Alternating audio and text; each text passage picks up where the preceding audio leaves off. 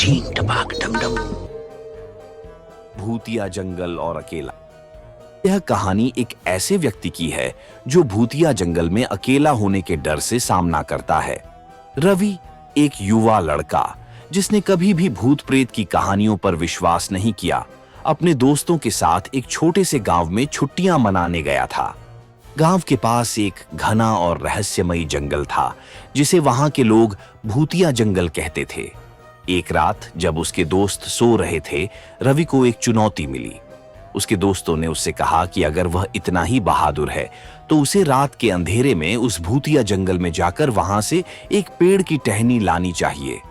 रवि ने इस चुनौती को स्वीकार किया, ये सोचकर कि यह बस एक मजाक है और वहां कुछ भी नहीं है जो उसे डराएगा। रात के समय वह अकेला जंगल की ओर बढ़ा। चारों ओर केवल सन्नाटा और अंधेरा था। जैसे जैसे वह जंगल के अंदर जाता गया, उसे अपने चारों ओर अजीब अजीब आवाजें सुनाई देने लगीं। पेड़ों की सरसराहट, कभी-कभी कोई अनजान आवाज और सूखे पत्तों की चरमराहट ने उसके दिल की धड़कनें तेज कर दीं।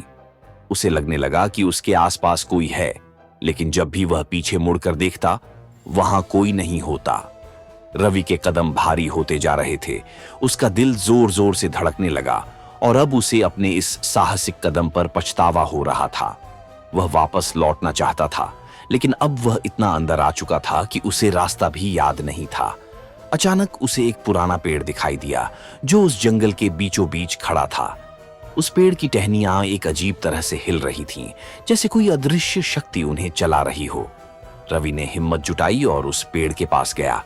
जैसे ही उसने पेड़ की टहनी तोड़ी, उसे लगा कि उसके पीछे कोई खड़ा है। उसकी हिम्मत जवाब देने लगी। वह पेड़ की टहनी लेकर तुरंत वहां से भागने लगा, लेकिन जितनी तेजी से वह भागता, उसे लगता कि कोई उसका पीछा कर रहा है। उसकी सांसें फूलने लगीं और वह डर के मारे कांपने लगा। आखिरकार किसी तरह वह जंगल से बाहर निकला और अपने दोस्तों के पास पहुंचा, लेकिन वह इतना डरा हुआ था कि कुछ बोल भी नहीं पा रहा था। उसके दोस्तों ने जब उसकी हालत देखी तो उन्हें एहसास हुआ कि उन्होंने रवि के साथ बहुत गलत किया। उन्होंने उसे समझाया कि वह सब बस एक मजाक था और वहां कोई भूत प्रेत नहीं था।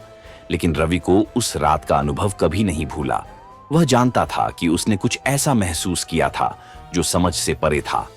वह भूतिया जंगल और उस अनुभव को हमेशा याद रखता और उसने ठान लिया कि वह कभी भी ऐसी जगह पर अकेले नहीं जाएगा।